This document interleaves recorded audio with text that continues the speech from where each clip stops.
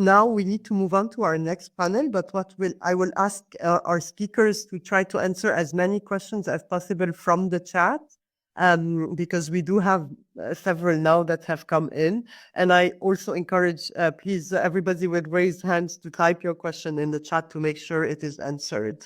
And so now I would like to give the floor to Ms. Raya Verniers from MedGem to move on and introduce the next panel that we have. Thank you, everybody. Raya, over to you.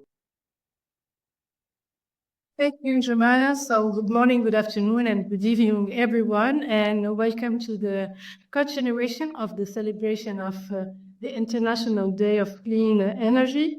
This is our first webinar on connecting, empowering, and changing with green hydrogen. So I am Raya Verniers. I'm the communication expert of MedGem Network. I'm honored to be the co-host with England Jumara today. So just to remind you, this event is brought to you by EU Neighbours South, Women in Green Hydrogen, with the participation of UNIDO, Hydrogen Europe, LCEC, Lebanon, INNOV'X, Hydrogen, Monaco. So let's move now to our second session, where we will explore how renewable energy resources like solar, wind farm from the backbone of green hydrogen production. And our speaker will discuss their country opportunities, challenges, policies, anything that will shape the region's sustainable energy ecosystem. So our first speaker is the Hadi Abou Moussa. He's a senior energy engineer at the Lebanese Centre for Energy Conservation, and he will share how Lebanon can leverage green hydrogen today.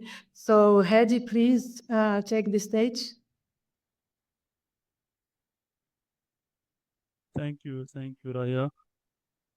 I hope you can hear me well. I'm sharing my screen. So thank you again. And I'm glad to be with you today in this enriching webinar. And glad to share this panel with Leila and Bandaly and meet them digitally again. So as you mentioned, Raya, I'll be giving a brief overview on the Lebanese energy context.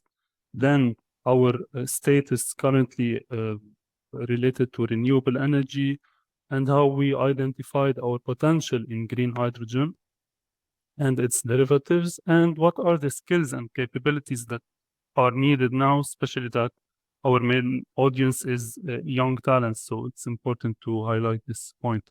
So Lebanon, as you may know, is not a country that produces fossil fuels till now, so we highly depend on imports of different types of fossil fuels, which is essential for all our energy-related activities, whether it's related to electricity or thermal demand. And we can see that most of our thermal demand is in the industrial sector, which is a key point that I will be going back to it in a futures in the next slides. If we zoom in on the electricity sector itself, following the energy and financial crisis we witnessed a few years ago, I'm hearing myself. Okay, so following this crisis, we had a remarkably large reduction in electricity consumption. Around 30% of our electricity consumption was reduced due to many reasons. Of course, the removal of subsidies and subsidies on the energy products and the electricity tariffs, in addition to the energy crisis itself, encouraged and accelerated this kind of energy transition. As we can see, the renewable energy share in our electricity mix was around 6% a few years ago, but now it's more than 20%, which is a big and important step to reach our ambitious target of 30% of renewable energy share in our electricity consumption by 2030. So also I would like to highlight that the main transformation was, and the main increase in renewable energy share was for solar PV systems in addition to the existing hydropower plants.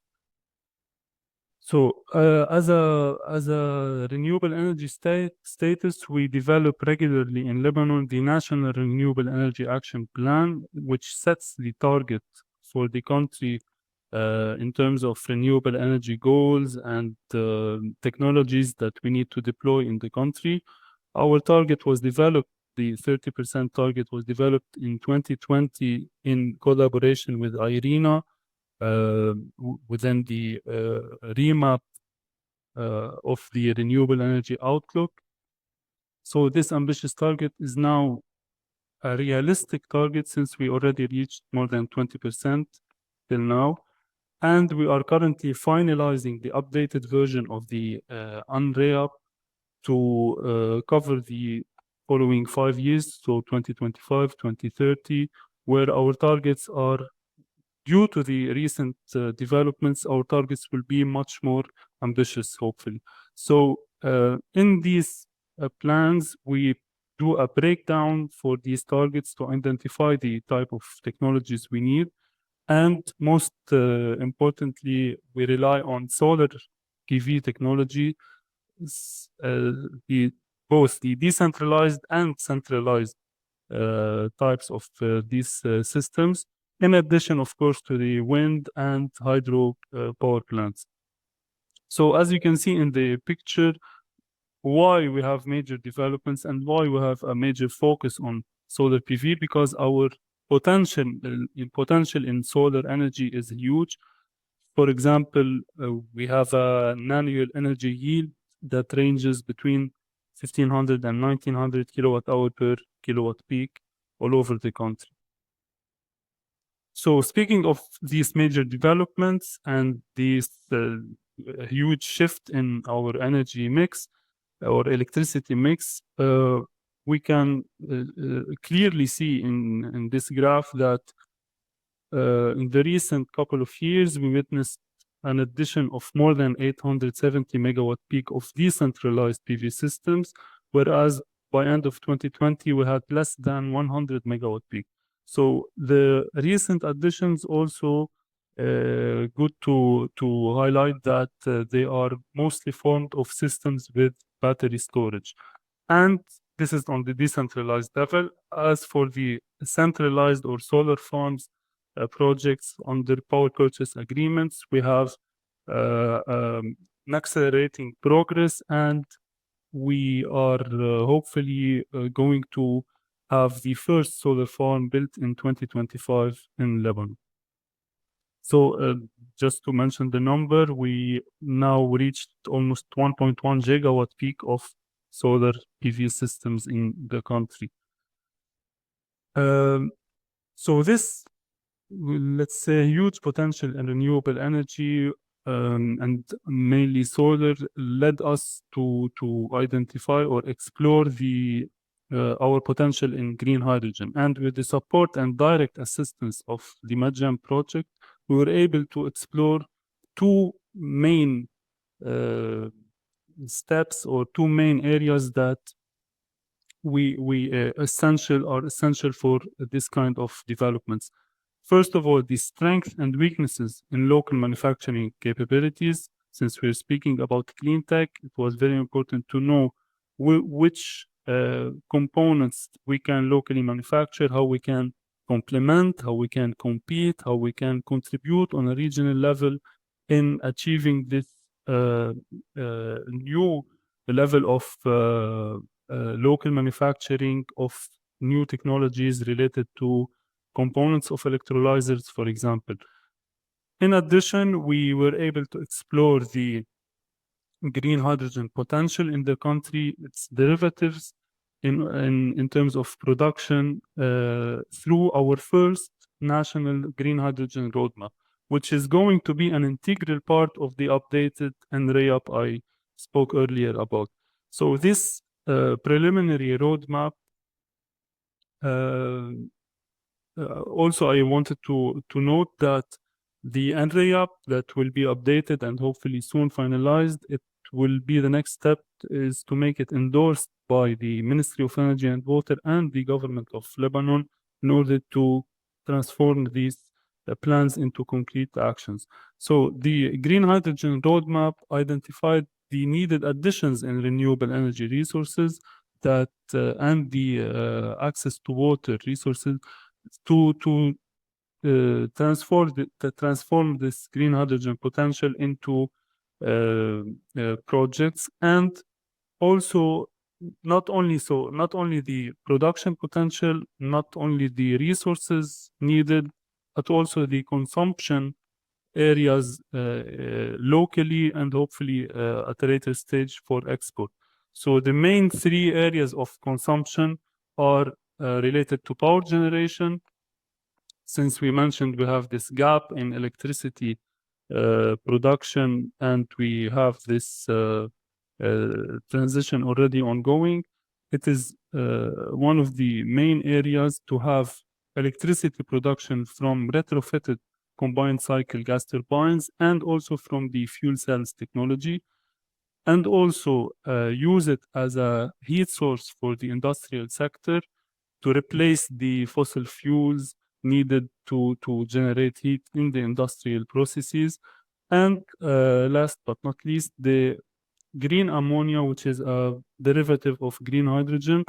It was identified also as a main area to be used as a fertilizer for the agricultural sector, which is a well-developed sector in the country. So what do we need in terms of skills and capabilities? And I believe this is a bit general, not only related to our country. So as you know, the green hydrogen value chain, it covers a wide segment of activities. On the first hand, we have the production, storage, distribution, and transportation, and also the end-use applications as, for example, heating, power generation, and chemical production, for example, in the industrial processes.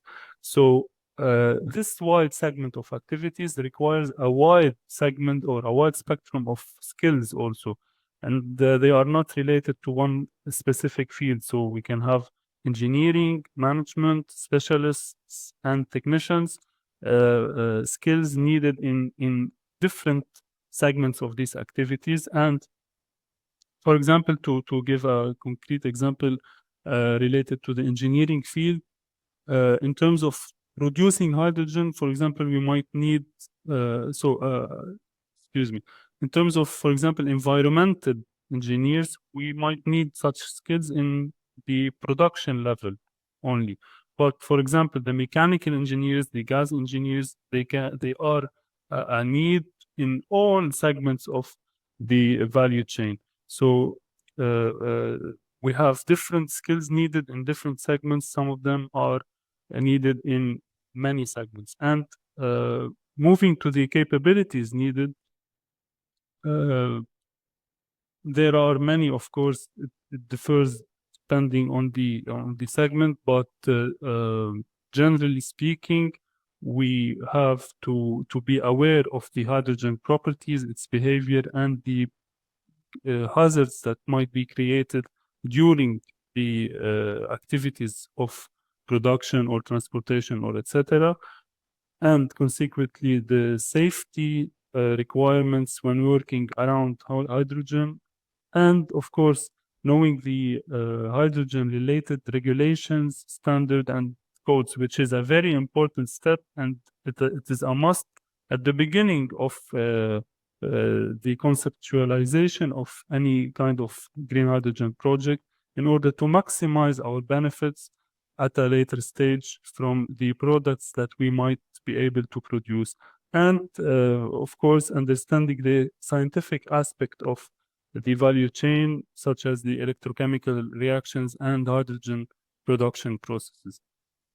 So to conclude, for Lebanon, it is a strategic benefit to develop the green hydrogen potential and transform it into concrete projects. Because, as we mentioned in the beginning, we're not a country that produces fossil fuels. So we're not only considering how to shift our energy mix and depend less on or reduce our emissions. So we are talking about securing electricity and securing energy that is currently not available. So this is also a major factor in considering how the financial aspect of fossil fuels compared to green hydrogen is analyzed. And also, still at the local level, it is a very important technology to decarbonize our industrial sector and create business opportunities by adapting to with the standards and certification requirements to export these products, whether it's green hydrogen itself or its derivatives, for example, to the EU, especially with the CBAM, the Carbon Border Adjustment Mechanism, that it's a whole different topic, but it's very important to also be aware of it at the beginning of any project. And also at the regional level, adopting such technologies and such approaches will allow us to contribute in the diversification of energy sources at the regional level and to expedite the energy transition and the security of supply targets we have commonly. And regardless of the financial aspect, the infrastructure aspect that are still maybe not globally mature when it comes to green hydrogen, it is an opportunity. This is my last message for the young talents attending today. This is an opportunity. This is an advantage for us to benefit from this time and start learning, start preparing ourselves to be ready for this technology and for this major change in our energy, in the energy transition we have on a global level. So this is it, and I'm glad to answer any questions. Thank you. Yes, thank you, Hadi, for all these valuable insights and for sharing such opportunities for the Lebanese young talents. So now next, let's hear from Leila BOUAYCHI. She's the Business Development Director from INNOV'X and Hydrogen in Morocco. And Leila will discuss unlocking Morocco's green hydrogen potential. So dear Leila, the floor is yours. Hello, everyone. Do you hear me correctly? Do you see my screen? Yes, okay. So, morning, everyone. Thank you very much, Hadi, for the presentation about Lebanon. That was really interesting. So, my name is Leila BOUAYCHI. I'm Business Development Director at Hydrogel, which is a business of INNOV'X and a subsidiary within the OCP group ecosystem. OCP is a Moroccan company that is a global leader in phosphate rock and fertilizer production. And I'm working on development of 2 major green ammonia projects on behalf of OCP Group. So maybe before to go more in detail about the project, I wanted to also give a quick overview about the green hydrogen value chain, and just to maybe explain to our talents why this is a very important molecule. So green hydrogen is produced through the electrolysis, water electrolysis of water that is splitting hydrogen and oxygen. And so it can be used directly as a substitute of the current gray hydrogen that is used in the industry, but it can also power new application that will help decarbonize a lot of industries. And for instance, hydrogen can be used in the trucks, in buses. It can be used for heating and power generation. It can also be combined with CO2 and create e-fuel, such as the e-methanol that will be used as a maritime fuel. Actually, that is already starting to be used as a maritime fuel, or e-SAF that will be used as an aviation fuel. And so this is also very important to decarbonize some, as we call it, hard to abate sector that cannot be decarbonized with the electricity. And finally, it can be combined with the nitrogen to produce green ammonia. And so ammonia is currently one of the most important entrants in the fertilizer industry.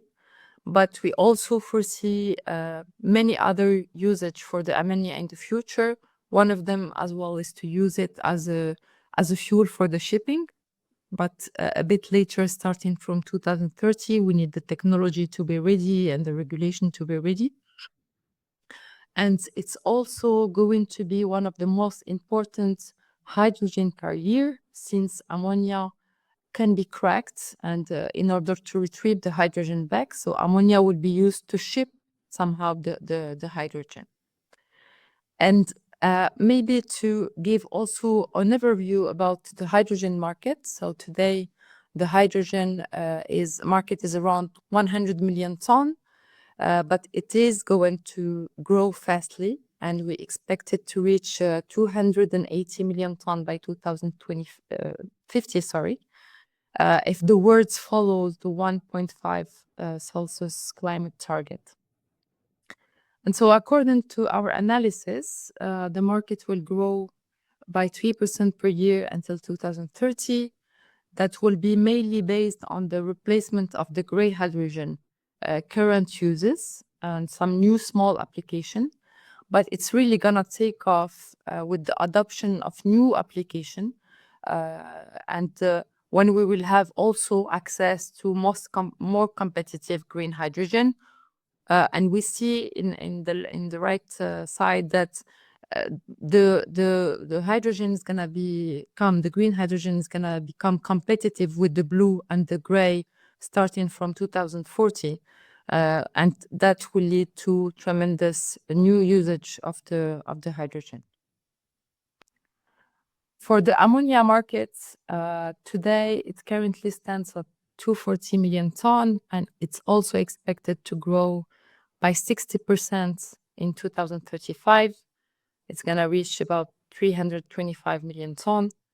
And the growth will mainly be driven by the continued demand for the fertilizer, as this is one of the main entrants, as I mentioned before, and also the new emerging application that I mentioned, such as the maritime fuel and the hydrogen carrier.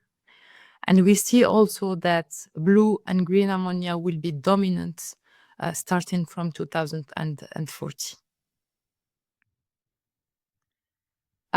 In terms of geographies, we see that Europe will be one of the leading consumers of green hydrogen and its derivatives. And I think that's also is due or thanks to the ambitious policies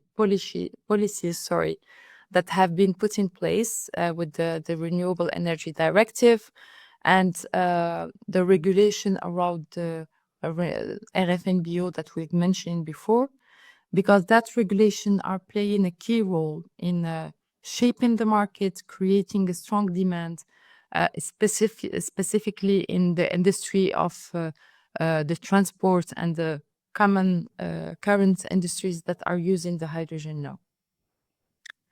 And so Europe will be producing hydrogen, but that won't be sufficient because the demand will be around 20 million tons by 2030. And so the region will be heavily also relying on imports from countries, other countries in the region that have maybe also more favorable conditions for renewable. And so Morocco will be playing an important role in exporting the molecules as well to Europe. So why Morocco will be a global leader in green hydrogen? We have the chance to have abundant solar and wind resources, and that will help us to produce very competitive green hydrogen and green ammonia. We're targeting 1 to 1.5 LCOH by 2050.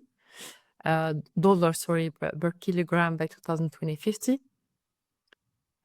We are very close to Europe, which make it our natural market, and which is also a key advantage for us that will help us reduce the cost of transportation and the carbon footprint that will be associated with the shipping. So we will be lending some very competitive green molecule with low carbon intensity or footprint to Europe. We have the chance to have OCP, as I mentioned before, which is one of the world's largest importers of green ammonia in the world, and that is driving development of large-scale green ammonia production in Morocco. So OCP is launching a program to reach 3 million tons of green ammonia by 2032 that will help to decarbonize its whole value chain. We have at Morocco favorable business environments and strong framework for collaboration between Morocco and Europe. So that makes it easier for us to form partnerships to attract investment in the from foreign investment. And finally, as mentioned before by Frank, Morocco has developed a framework also to encourage the investment of green hydrogen and derivative, which is called the Offre Maroc, and that help accelerate the development of new projects in the countries.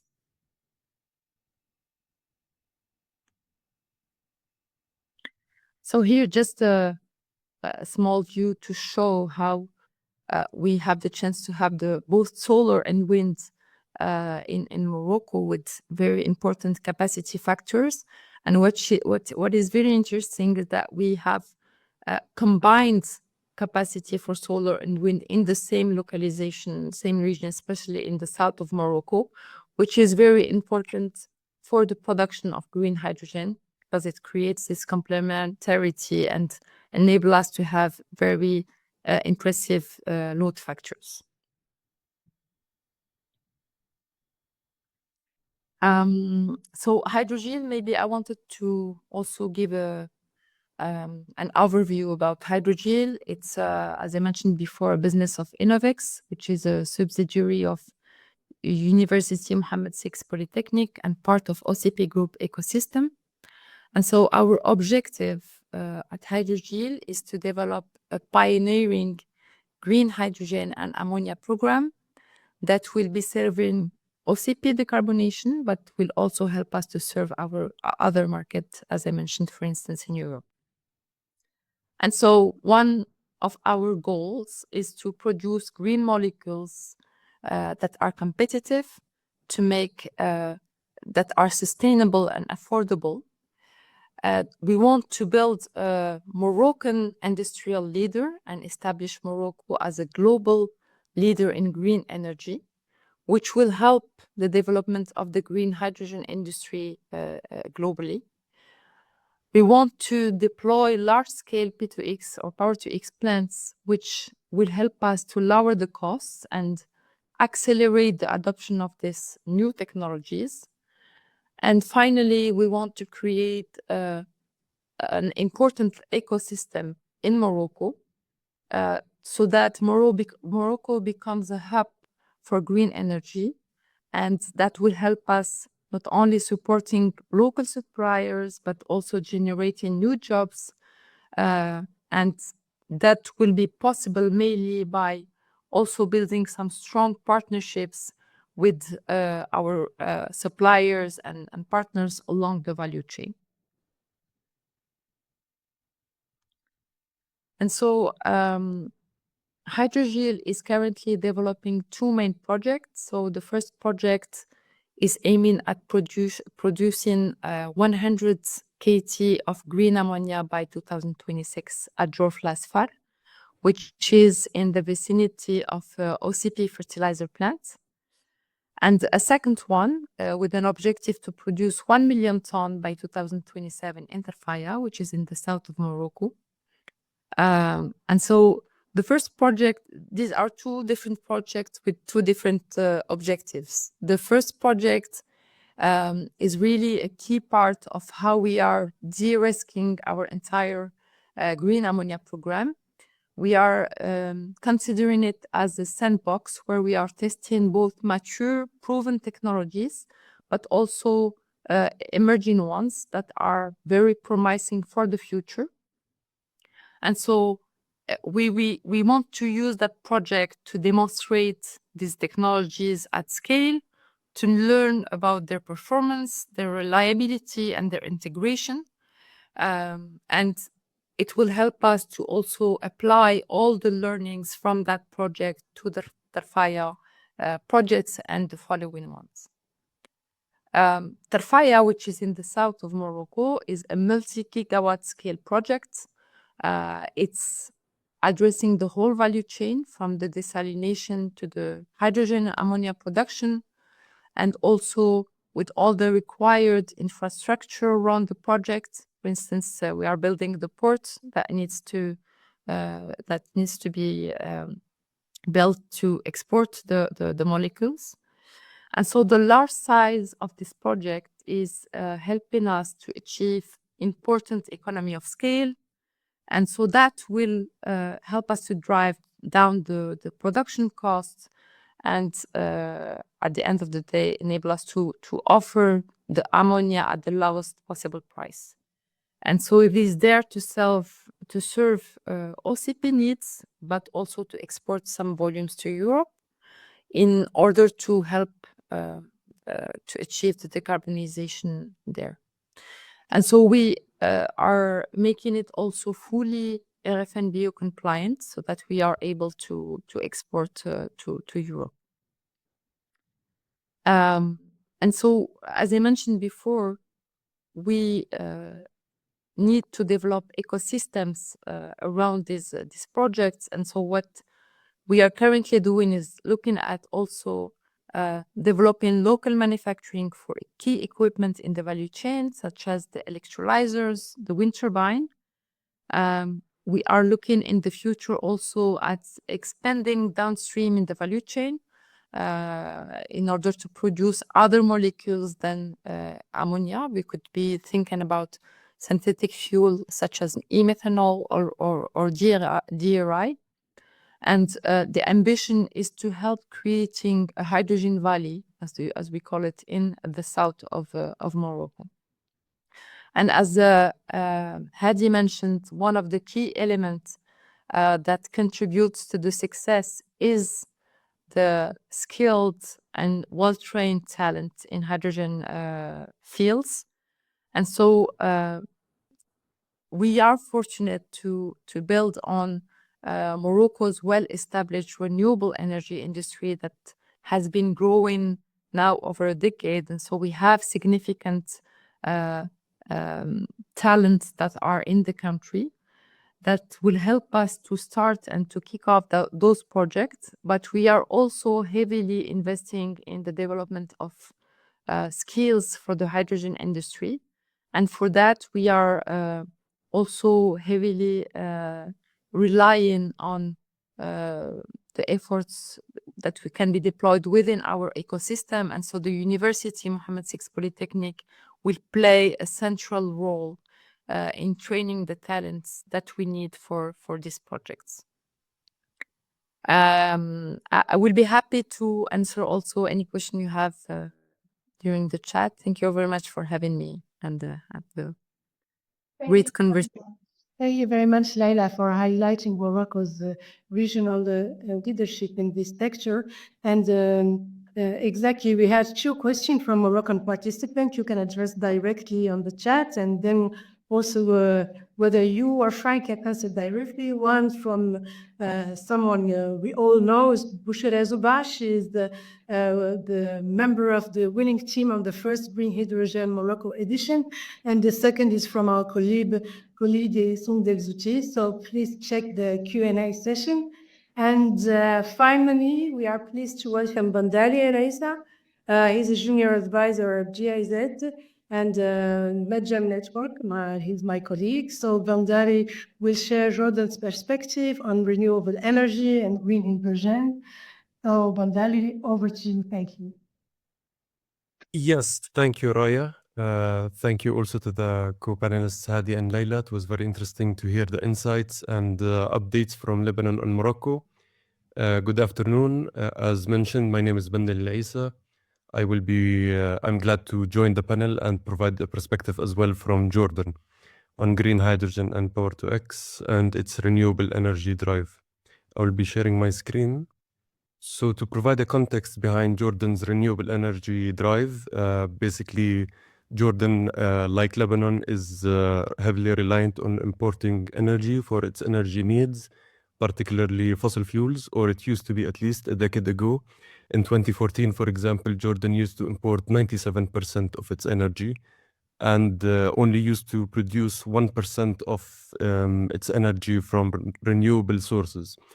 Fast forward a decade later, today Jordan produces around 29 of its electricity from renewable sources. And this was an opportunity that was captured due to the risks of this dependency. For example, the price fluctuations in international markets, they posed a risk to the economy, and also supply disruptions on a regional level also had a very large risk. And accordingly, this, let's say, success story has transformed the energy sector in Jordan. And to give you, to help visualize Jordan's success in the renewable energy sector, as we can see here, this is from the Arab Future Energy Index 2023 report by RECRI. Jordan's renewable energy share in installed capacity, excluding hydropower, is the largest among Arab countries at 32.7%. And all of this work was done in the past decade. Accordingly, this success in the renewable energy sector can be harnessed for the green hydrogen and Power-to-X technologies. So as has been mentioned multiple times before, green hydrogen is simply produced by electrolyzing water with renewable energy, and the produced gas can be stored or transformed into other chemicals. As we can see here, for example, it could be combined with nitrogen to produce ammonia. It could be combined with carbon to produce methanol or other type of e-fuels. And there are so many applications for all these derivatives. For example, we can have it as a fuel for industrial heat, whether as ammonia or green hydrogen, particularly in the steel and cement industries. And also it could be used as fuel for the transportation sector, whether it's maritime transportation, even public transportation buses, for example. The second application that's also relevant to Jordan is these renewable fuels being used as feedstock for fertilizers and chemicals industries. And this is particularly important for Jordan. The country, one of the largest exports of the country is fertilizers. It's almost a fifth of its exports. And it's an important economic sector in the country. And not only this will help improve environmental sustainability, because currently it relies on importing gray ammonia for the production of fertilizers, but it also will enhance competitiveness of Jordanian markets on the international arena. So a lot of regions around the world are introducing carbon policies, including the Carbon Border Adjustment Mechanism, CBAM, such as in Europe. And this will be expanded in the future, likely to other regions. So using these green technologies in the production of fertilizers shows its relevancy, urgency, and importance. Also, the third application is generating electricity by substituting natural gas or even injecting mix of the two. Of course, this usually would happen after retrofitting the infrastructure, whether it's the power plants, the gas pipelines, and port infrastructure. And also a fourth important application, as my colleague Frank has mentioned, energy as an energy storage method, whether it's in a strategic national reserve, for example, or other forms of energy storage. It has many benefits, including the matching supply and demand in the grid. This will enhance grid stability as well as allow for the integration of further renewables into the national grid. And to cite some benefits that are specific to these applications, as mentioned, this will improve environmental sustainability when used in industrial heat. In feedstock, this will enhance competitiveness of the products in the international markets. As an energy source, it will reduce dependency on natural gas imports, and in energy storage to match supply and demand. And also, when we look at a higher level, on a national level, this market will have numerous benefits. It will contribute to energy goals, making the country's energy supply more sustainable, more affordable, and internally or independent, let's say. And also, it's important to note that green hydrogen is a wide sector, so the entire value chain will inevitably promote industrialization, innovation, scientific research in universities, and necessarily it will also drive economic growth and generate jobs. Relying on nationally produced fuels will enhance the trade balance, for example. It will enhance also economic, energy, and food security. Food security, as mentioned, when we connect this to the fertilizers industry. However, there's an important, one of the main challenges that Jordan faces in this sector is that Jordan is one of the world's most water scarce countries. And this poses a challenge to green hydrogen projects because, as you well know, they use hydrogen. However, the amount of used hydrogen won't be as much as is expected, and also there are several solutions that can be put forward to address this challenge, including water desalination, wastewater treatment, and several other ideas. To mention one, for example, new projects for green hydrogen can when they establish water desalination plants, they can increase the capacity of their water supply to benefit local communities, and thus adding more benefit to the surrounding region as a social responsibility. And to put this within the national context, Jordan has been moving forward within this sector. It has signed the Jordanian Ministry of Energy and Mineral Resources has signed 14 agreements with investors for assessing the feasibility of green hydrogen. 2 of these are with local companies and the rest are with foreign investors. And also work is being done on the green hydrogen strategy. The regulatory framework for the market is currently being developed, and also mapping the required infrastructure, whether it's in a common use infrastructure or these other kind of details are being mapped out. And there are some production goals that have been tentatively set, including 0.6 million metric tons per annum by 2030, increasing to 1.5 by 2040, and eventually 3.5 by 2050. And also to put this within an international context, why is the drive behind green hydrogen gaining track, or why is it important and relevant? As has been mentioned, 2024 has been the warmest year on record, and it caps almost a decade of unprecedented heat globally. And this shows the role that Power-to-X and green hydrogen can play in decarbonizing sectors that are hard to abate, especially considering the sectors that are hard to electrify or impossible to electrify. And also, it's important to note that although green hydrogen seems not to be price competitive with other kind of fossil fuels or fuels, but this is expected to change as the technology matures in the upcoming decades, and as the fossil fuel, the costs and prices of fossil fuels become higher in the upcoming period. As you can see in this graph, green hydrogen is expected to have to become more cost competitive around 2030 and in the decades to come. So looking at these market changes and technology developments, young people have an important role to play.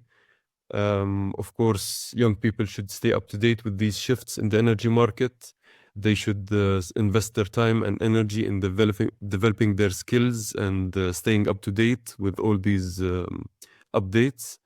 And this will help them not only contribute to national and international energy goals and numerous other national benefits, as we mentioned, economically and other aspects, but also this will be a good opportunity. This will provide them with good opportunities on a professional and personal level within the energy market. And that's it from my side. Thank you for listening, and looking forward to receive any questions about the presentation. Yes, thank you, Bandaly. Can you hear me? Yes. Yes, thank you, Bandaly, for your comprehensive perspective on Jordan. So this concludes our second panel. As we have taken our time and gone over the schedule, I propose that we move on to the final panel while you, dear speakers here, address some questions directly on the dedicated box.